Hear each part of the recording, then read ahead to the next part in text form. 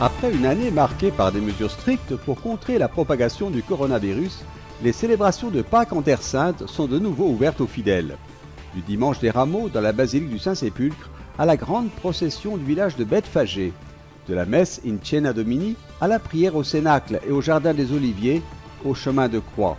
Les images de la Semaine Sainte à Jérusalem.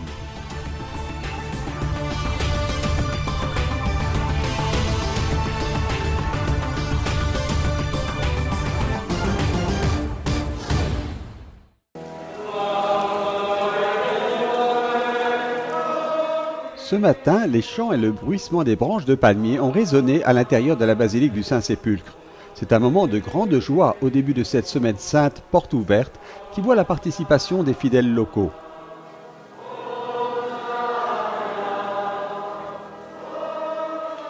Le dimanche des Rameaux a commencé tôt. Dans la matinée, sa béatitude, Monseigneur Pierre Battista Pizzaballa, patriarche de Jérusalem des Latins, a fait son entrée solennelle dans le Saint-Sépulcre. La célébration a commencé par la bénédiction des rameaux, un rite ancien qui voit le clergé et les fidèles faire 3 fois le tour du sanctuaire de la résurrection et passer ensuite devant le calvaire, démontrant ainsi l'unité entre la mort et la résurrection.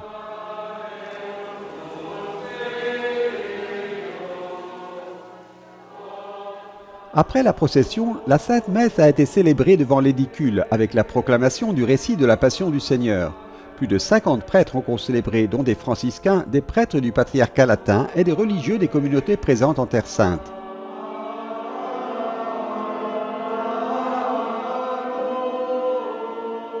C'est le début de la Semaine Sainte, au cours de laquelle on commémore les derniers jours de la vie terrestre du Christ et on célèbre sa passion, sa mort et sa résurrection. Ici, à Jérusalem, les célébrations ont lieu dans les lieux mêmes où ces événements se sont déroulés.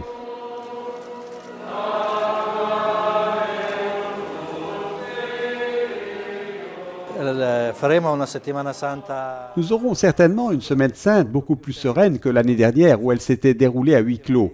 Il y a encore des restrictions, nous avons réduit les effectifs, nous avons une bonne partie du diocèse qui vit encore une situation dramatique à cause du coronavirus. Je pense à la Palestine et à la Jordanie. Mais nous devons nous réjouir qu'au moins à Jérusalem, nous puissions faire la fête de manière presque normale. Depuis Jérusalem, un temps de prière en communion avec le monde entier. La Semaine Sainte est aussi appelée Semaine de la Passion. C'est donc une semaine où nous nous unissons dans la prière à toutes les personnes qui ne peuvent pas participer, qui souffrent du coronavirus, mais aussi de toutes les autres formes de souffrance qu'elles connaissent. Mais nous devons nous rappeler qu'aujourd'hui, dimanche des Rameaux, nous saluons Jésus comme le Christ, comme notre roi, comme le fils de David. Nous disons Hosanna. Nous ne devons pas oublier qu'au-delà de la souffrance et de la douleur, il y a aussi une présence de réconfort et de consolation. C'est l'un des rendez-vous les plus attendus, les plus joyeux du début de la Semaine Sainte. Après l'arrêt de 2020 causé par l'urgence Covid, revient la procession qui, dans l'après-midi du dimanche des Rameaux, descend le mont des Oliviers en retraçant l'entrée de Jésus à Jérusalem. Je suis surprise, je pensais que ça allait être comme l'année dernière et au contraire, beaucoup de gens sont venus. C'est une très belle journée. Nous nous rappelons comment Jésus a commencé la Semaine Sainte. C'est un devoir pour nous de faire ce qu'il a fait. Grâce à lui, nous sommes revenus faire la procession ici après une année d'arrêt. Il manque les pèlerins ainsi que les groupes organisés des paroisses de la Galilée. En raison des restrictions contre le coronavirus, les permis traditionnels pour les chrétiens palestiniens de Cisjordanie et de la bande de Gaza ne sont pas arrivés non plus. Mais malgré ce moment encore compliqué, la joie était grande entre les chants, les danses et les couleurs le long de la route du village de Bethphagée à la ville sainte. Outre les chrétiens de la paroisse de Jérusalem, il y a aussi de nombreux migrants, notamment des Philippins, des travailleurs ou des étudiants étrangers, et même quelques juifs.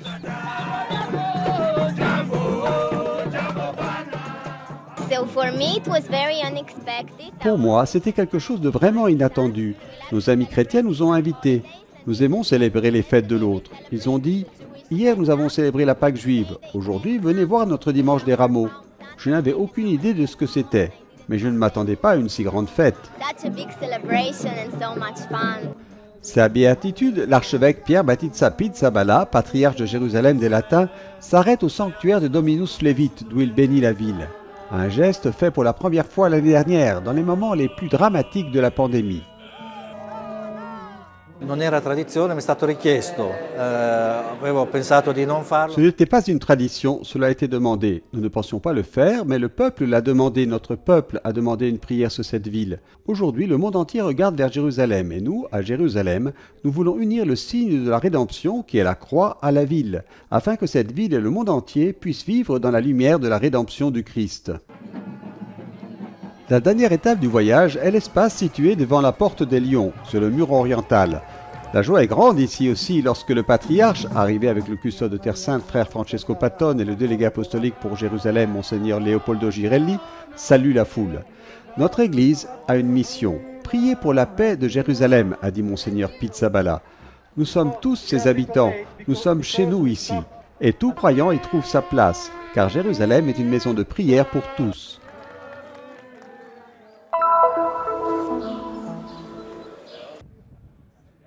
L'après-midi du lundi saint, une tradition particulière a lieu à Béthanie, le village de Marthe, Marie et Lazare, pour la bénédiction des huiles, des arômes et du nard, qui seront ensuite utilisés au Saint-Sépulcre et dans les paroisses lors de la procession funéraire le soir du vendredi saint. Il rappelle 3 événements. Le parfum répandu par Marie à Béthanie sur Jésus vivant, l'honneur rendu à Jésus mort par Joseph d'Arimathie et Nicodème, et l'attention des 3 femmes qui ont apporté les arômes au tombeau vide après la résurrection. Francesco Patton, custode de Terre Sainte, qui a présidé la messe, a expliqué dans son homélie. Au début de la Semaine Sainte, une autre odeur commence à se répandre ici à Béthanie. Non pas l'odeur mauvaise et âcre de la mort, mais la bonne et parfumée odeur de la vie. Le parfum de la résurrection, 6 jours plus tard, marquera le début d'un monde nouveau. Quelques jours avant sa Pâque, Jésus a choisi de venir ici, de retourner dans un lieu qu'il considérait comme sa maison, a commenté le supérieur du sanctuaire de Béthanie, frère Michael Sarka. C'est pour cette raison qu'avant la Passion, nous nous souvenons de l'épisode où Marie a utilisé de l'huile de nard pour laver les pieds de Jésus, symbole d'un bien profond.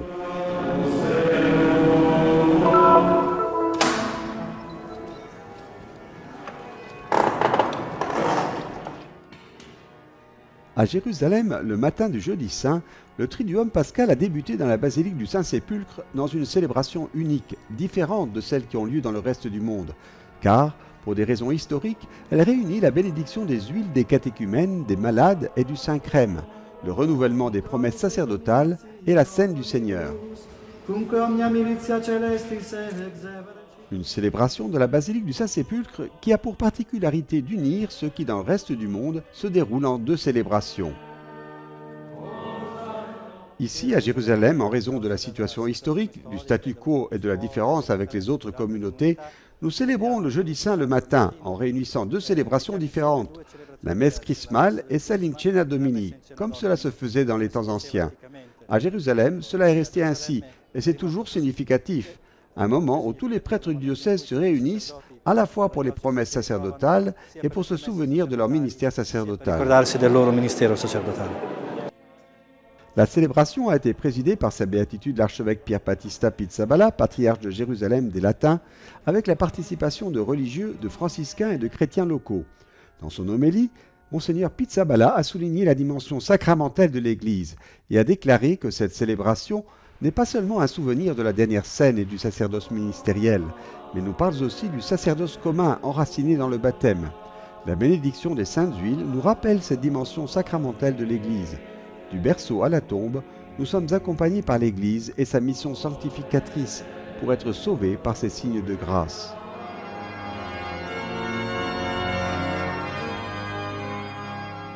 Aujourd'hui est un jour où nous nous souvenons du sacerdoce et de l'Église en général, du sacerdoce au service de l'Église. Et nous avons béni les huiles saintes, le Saint-Crème, qui nous accompagneront depuis la naissance, avec le baptême, jusqu'au catéchuménat, jusqu'à la mort, avec l'onction des malades, pour nous rappeler que notre mission, celle de l'Église, est de servir l'homme tout entier, tout au long de sa vie. Le patriarche a ensuite répété le geste de Jésus lavant les pieds de ses disciples. Les prêtres ont renouvelé leurs promesses, puis les huiles des catéchumènes, des malades et du Saint-Crème ont été bénies. À la fin, ont eu lieu la procession et la déposition du Saint-Sacrement.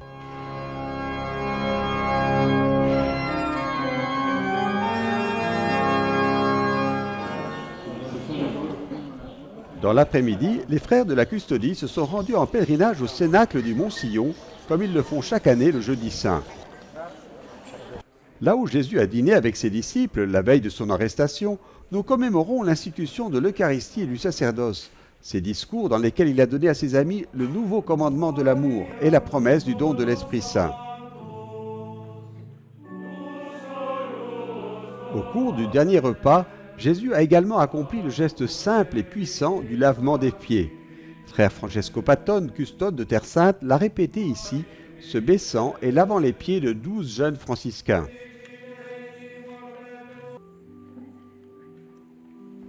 Au Cénacle, explique le custode, Jésus nous enseigne à pousser l'amour jusqu'au bout, c'est-à-dire à aimer pleinement, jusqu'au don de soi.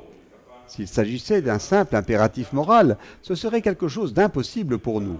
En réalité, au Cénacle, Jésus nous fait comprendre pourquoi ce plein d'amour est possible même pour des personnes fragiles comme nous. Il donne son corps et son sang pour qu'il puisse être vivant en nous et nous rendre également capables d'aimer au point de faire don de notre vie.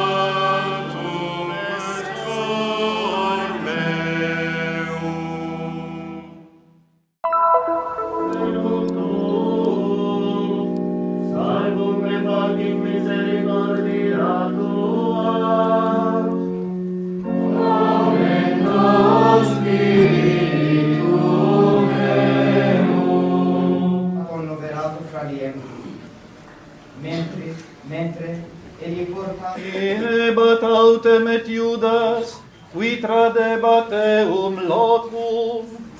Respondit Iesus. Numquid tu ex discipulis es omnis Simon Petrus, et alius discipulus. Crucifixis sunt Iesu, acceperunt vestimenta eius, et fecerunt quod polidit spiritum.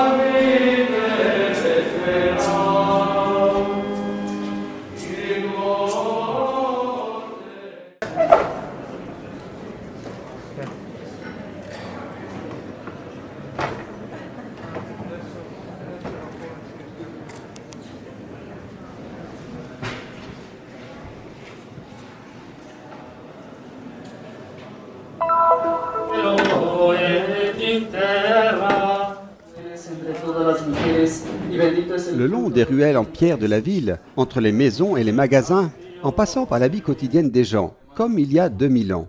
Les franciscains de la custodie le parcourent toute l'année, mais c'est surtout le vendredi saint que les yeux du monde entier sont braqués sur le chemin de croix de Jérusalem.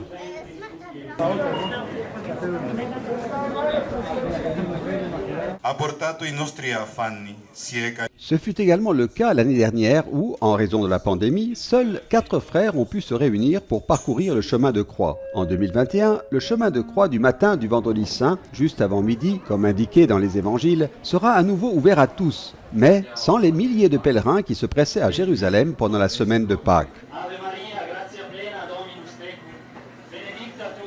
Il y a 14 arrêts sur le chemin que Jésus a fait en portant la croix. Moment de prière et de silence entourés par les vacarmes des quartiers, adressés en particulier aux personnes qui, dans le monde entier, vivent encore les conséquences difficiles de la pandémie de coronavirus. Du complexe de la flagellation, où Jésus a été condamné à mort, à la partie supérieure de la ville le long de la Via Dolorosa. De la rencontre avec Marie, Véronique et les femmes, à celle avec le Cyrénéen, en passant par 3 chutes, jusqu'au calvaire et au tombeau, à l'intérieur de la basilique du Saint-Sépulcre, où le chemin de croix se termine par la bénédiction donnée aux personnes présentes par frère Francesco Patton, custode de Terre Sainte. Le soir, une liturgie spéciale aura lieu dans la basilique avec la procession funéraire du Christ, qui reconstitue les gestes qui ont accompagné l'enterrement de Jésus selon les coutumes de l'époque. En attendant la veillée pascale avec l'annonce de la résurrection,